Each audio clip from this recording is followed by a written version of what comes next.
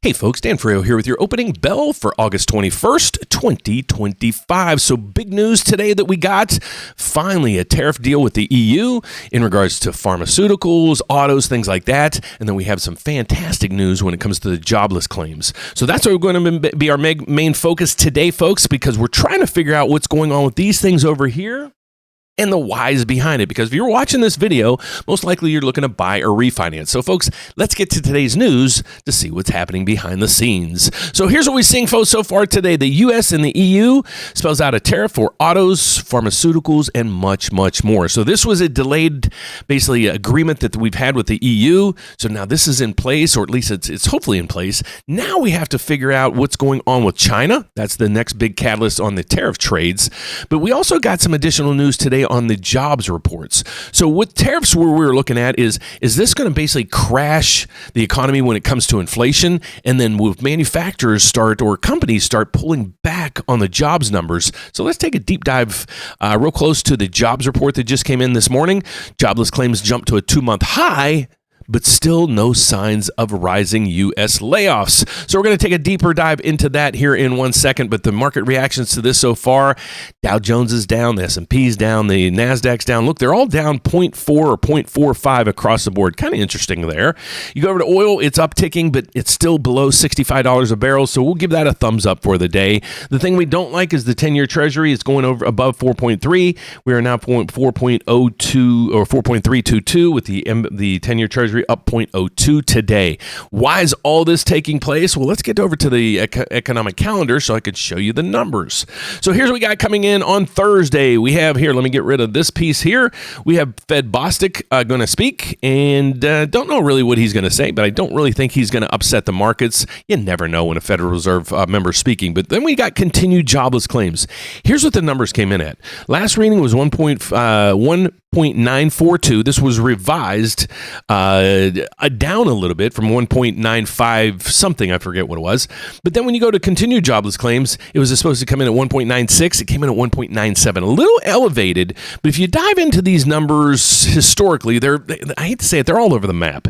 You got 1.955 back in July 10th of 2025. And if you fast forward through all this, we're at 1.953. So really not much of a move from August or July to August. So that's what we're going to work on, focus in on the trend, not just a daily number there. So far in there, it does. I'll have to agree with the headlines here. Doesn't look like there's massive layoffs coming yet in the U.S. and only time's going to tell on that part of the folks.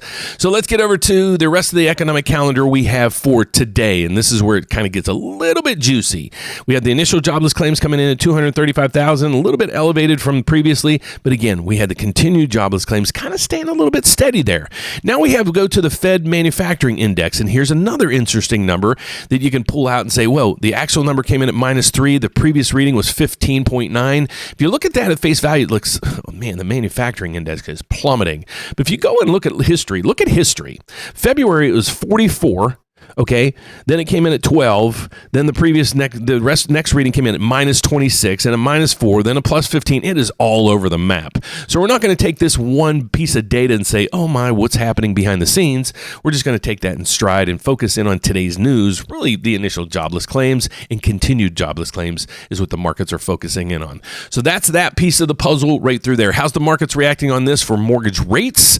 Let's go over to the MBS market. So to understand what's going on with mortgage rates, truly, let's not look at the 10-year Treasury that a lot of people look at right down through here. It is on the board.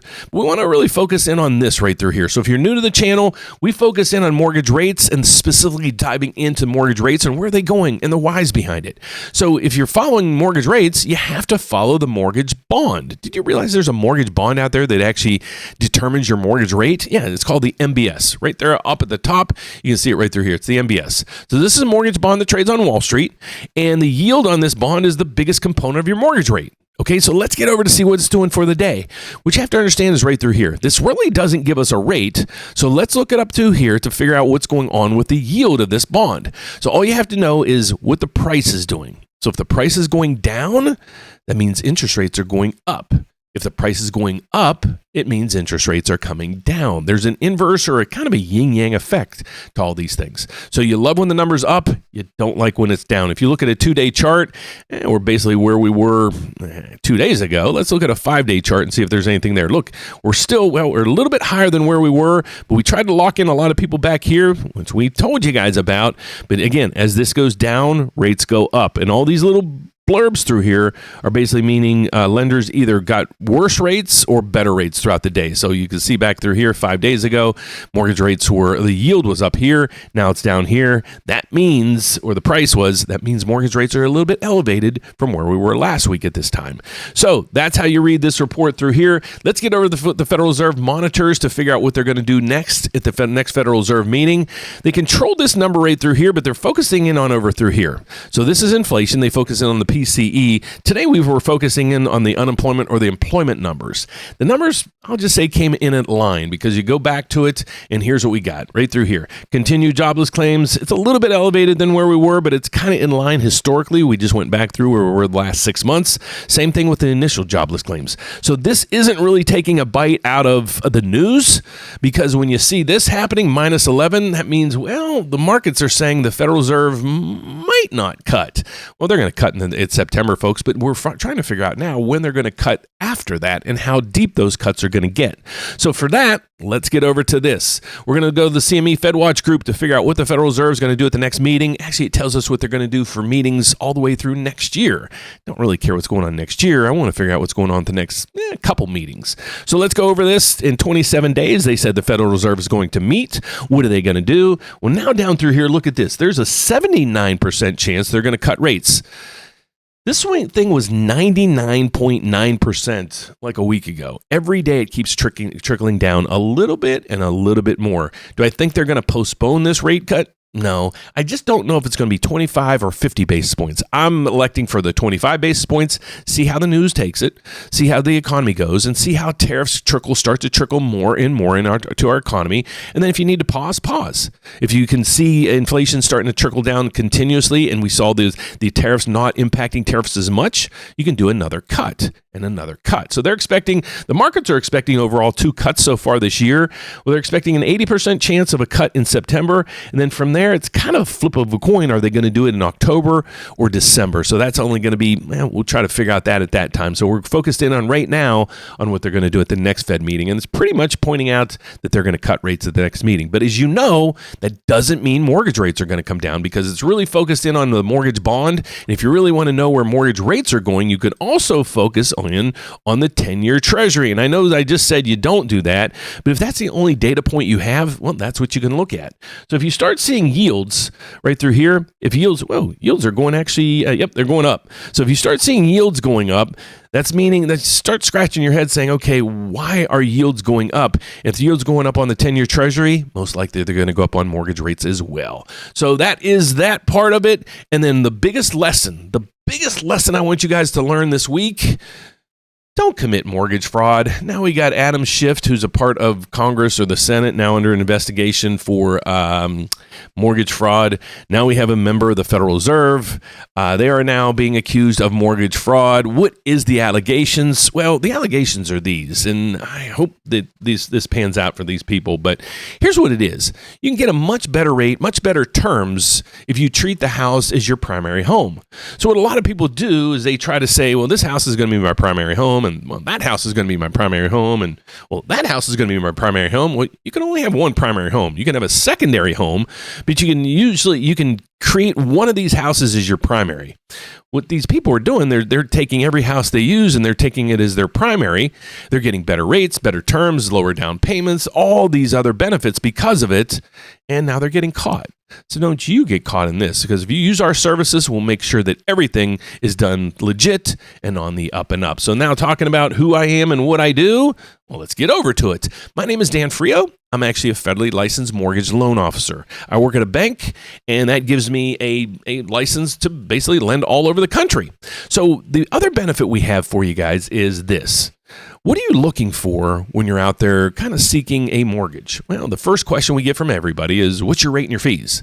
So to help you guys facilitate this, we want to make sure we're your one-stop shop, because we do have a slogan. It's one application, one credit pool. We're going to compare your loan to over 30 different lenders. Now, how do we do that? Well, my bank is pretty genius. They created this bank kind of like a mortgage brokerage, but on a federal level. So imagine if you can use a mortgage broker that has 3, 4, 10 different lenders. Well, we have 33 lenders that we work with. Imagine if you can use a lender that's throughout the whole country that's giving you options of up to 33 different lenders that we're going to compare your loan with. So what that ensures you is we're getting you the lowest rate in the markets and the lowest fees. So if you want to check out and see if we can help you, just go to therateupdate.com. You can find several things up through here. So at the top right above my head, you can find our phone number. What a lot of people do is they want to ask me a question. Please do. So if you're looking to buy your first house and it's your first home, you probably don't know a lot about these transactions and you need some guidance. I've been doing this for over 35 years. Put my expertise to work for you guys. So you can click the button right through here that says Ask Dan. Now, some of the programs we have to offer, if you're looking to buy a house right now, check out this program right through here. It'll give you up to $7,000. Yes, $7,000 with no strings attached. There's no lien on your property. There's no payments. Basically, it's forgiven right when you walk out of the closing. The benefit of that is, too, when you go to refinance. Okay, so here's what's happening to a lot of people. They're going to refinance, and they got a down payment assistance program. What happens is that money that they gave you is now a lien. So what you have to do is before you can refinance and take advantage of these lower rates, you're going to have to pay off that loan. So you're going to have to add that to your current mortgage. How much is it? $5,000, $10,000, $20,000. So to avoid those in the future, check out this program right through here. So if you're looking to refinance right now, plug in right through here. What this does is it will actually let you have the ability to tell me what rate you want to refinance at. So let's say you're at 7.5% right now and you're like, Dan, when it's 6.5%, please, let's go over the numbers. I don't want to miss it this time. Let's go over the numbers and see if it saves me enough money. If it does, we'll get working on that. And that's what we do right through here. So click the refinance button. You're going to put in your information and tell me what rate you want to refinance. Okay, but if you've already done all the hard work and you've already went out there and got your quotes and everything, now you want to see, okay, Dan, can you compare my best quote to your 33 lenders? Absolutely. Just go right through here, the loan estimate review tab. You're going to click that. It'll upload this. All you're going to do is upload your loan estimate in there, tell me your credit scores, and also tell me when you're closing. I don't want to mess up your closing. So if you're closing in less than 2 weeks, can't help you, folks. We might be able to help you on a refinance. But if you're buying a house within less than 2 weeks, I can't help you. But if it's for 3 weeks or more, please upload your loan estimate in here. Let me compare it to the 33 lenders, see if we can get you a lower rate, lower fees, maybe both of them. If we can do that, I'm expecting to win you as a client. So that is our report for today, folks. So mortgage rates, well, let's get back to that. I think they're going to be pretty steady today. There's really no action there. The jobs market didn't shock in all the markets, so it should be steady sailing when it comes to interest rates today. We will be back later today at 2 o'clock with a live event.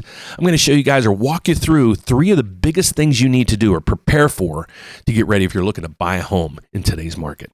So we're going to help you basically take your offer from a loan offer to almost a cash position where you can close in less than 10 days. So reach out to us. We'd love to help. But that's it for this morning, folks. I'll see you at 2 o'clock on our live event, and I'll be back at the closing bell to let you know how this mess ends for the day. Thanks for watching, folks. See you next time. Bye-bye.